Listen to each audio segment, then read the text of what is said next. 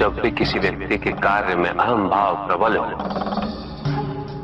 तो अहंकार व्यक्ति जैसा भी हो उसे अस्तित्व केवल वैसा ही प्राप्त होता है। व्यक्ति यदि अपने कर्मों के लिए अपने को उत्तरदायी समझे तो वो स्वतंत्र था। जब तक व्यक्ति किसी और को उत्तरदायी समझेगा तब तक वो निर्भर रहेगा।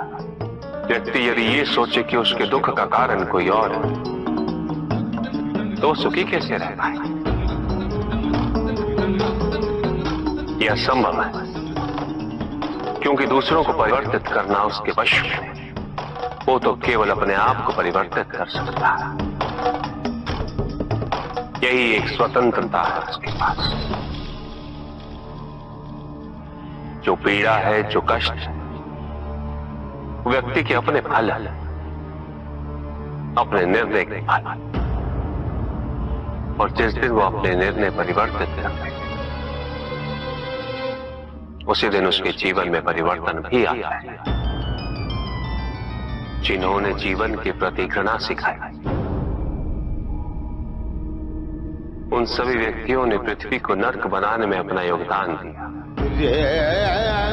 इसलिए अधिकांश व्यक्ति अपने दोष, अपनी त्रुटियां और अपनी व्यर्थता को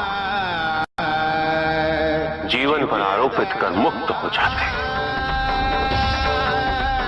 उन्हें लगता है कि जीवन ऐसा ही होता है और उसके समक्ष हो विवश। वो ये नहीं समझते कि वो जिन प्रवृत्तियों को लिए वो प्रवृत्तियां दुख को जन्म देने वाली वृत्तियां हैं। वो अपनी अज्ञानता के गहराई से अनभिज्ञ है और वो अपने अहंकार में ये स्वीकार नहीं कर पाते कि वो तो कुछ जानते हैं। अहंकार सर्वज्ञता का भ्रम उत्पन्न करता है। न जानने की स्वीकृति बहुत बड़ी विनम्रता है और वही पवित्रता भी है। हमें संसार में संतुलन को बनाए रखने की पवित्रता के आधिक्य क्या? व्यक्ति अपने को खो दे समझती है। व्यक्ति अपने को समर्पित कर दे, छोड़ दे अहंकार को तो भ्रम की इच्छा ही पूर्ण होती है और अभी भी वही फलित हो रही है। ऐसा नहीं है कि हम उससे भिन्न फलित करा देंगे, लेकिन व्यक्ति भिन्न फलित कराने में लड़ेंगे, टूटेंगे, नष्ट होंगे। एक नदी में एक बार बाढ़ आ गई पुत्र। दो छोटे से तृण उसमें बह रहे थे और उसमें से एक नदी में तिरछा पड़ गया और वो बाढ़ को रोकने का प्रयास कर रहा था। वो अत्यंत ऊंचे स्वर में कह रहा था कि नदी को आगे नहीं बढ़ने देगा। यद्यपि नदी तो बस बढ़ती ही जा रही थी। वो फिर ऊंचे स्वर में यही कह रहा था कि मैं इसे अवश्य रोकूंगा, यद्यपि रोक नहीं पा रहा था। नदी को तो उसके संघर्ष का कुछ भी पता नहीं चल रहा था, किंतु नदी को उसके होने या ना होने से क्या अंतर? उस कण के लिए तो यह अत्यंत महत्वपूर्ण था। उसका जीवन तो संकट में था। वो तो बस बहे जा रहा था। वो जहां भी पहुंचता, किंतु उसे पहुंचना तो संघर्ष करके ही था। किंतु ये बीच का क्षण, ये बीच का काल दुख, पीड़ा, द्वंद्वता का काल है। वहीं दूसरी ओर जो दूसरा तृण था उसने अपने को समर्पित कर दिया। वो तो नदी में सीधा पड़ा हुआ था। नदी के प्रवाह के साथ साथ बहता जा रहा था और उसे ऐसा प्रतीत हो रहा था जैसे कि वो नदी को दिशा दे रहा। उसे प्रवाहित होने में सहायता कर रहा। वो तो ये निश्चय कर बैठा था कि नदी को समुद्र तक पहुंचाकर ही रहेगा, किंतु नदी को उसकी उपस्थिति का भी आभास नहीं था। नदी पर उन दोनों के होने या ना होने का कोई प्रभाव नहीं था। नदी तो बस बहे जा रही थी। ब्रह्म की इच्छा को जाना नहीं जा सकता, किंतु ब्रह्म के साथ एक अवश्य हुआ जा सकता, और तब व्यक्ति की अपनी इच्छा तो खो ही जाती है, केवल उसकी इच्छा ही शेष रह जाती। युद्ध किसी व्यक्ति से नहीं, मानसिकता से होता। युद्ध में संघर्ष अच्छाई या बुराई का नहीं होता,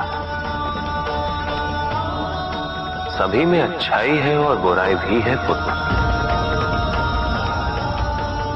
युद्ध तो विचारधाराओं का होता है। व्यक्ति अपने पराक्रम पर, अपनी क्षमता पर विश्वास कर युद्ध करता है, और जब उस विश्वास को क्षति पहुंचती तो सब कुछ निरर्थक प्रतीत होने लगता। विनाश उसका मूल स्वभाव है। संगीत से यह प्रक्रिया और भी प्रबल होती, किंतु विनाश किसका? प्रश्न ये है। जो विनाश अपनी सीमाओं का, ताकि व्यक्ति अनंतता की ओर अग्रसर हो सके,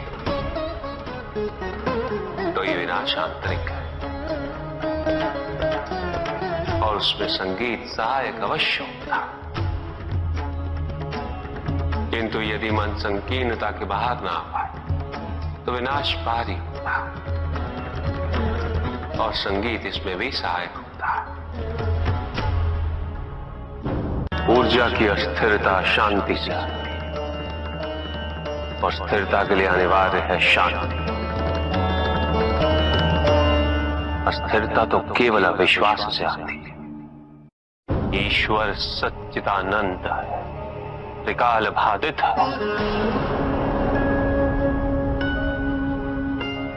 निरंतर ज्ञान के प्रकाश से प्रकाशित है, आनंद के सागर है।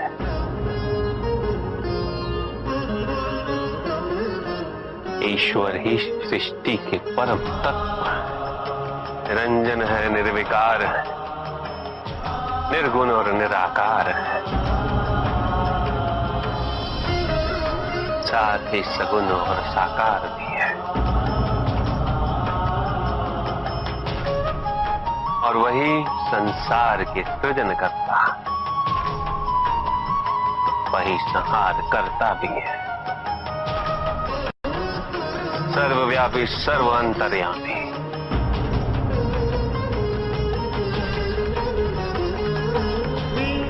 और सर्व समर्थ भी है। कहिए, जहां न अमृत, न विष, न सुख, न दुख, न स्वर्ग, न नरक, वही परम आनंद है। उसी परम आनंद तक की यात्रा है तुम्हारी। ये यात्रा आनंद के सानिध्य की है, ये यात्रा सानिध्य के आनंद की है। और इस यात्रा में मैं प्रतिपल तुम्हारे साथ, मैं ही तुम, हर आरंभ का मैं ही अंत हूं, और हर अंत सदैव मेरा ही आरंभ होगा।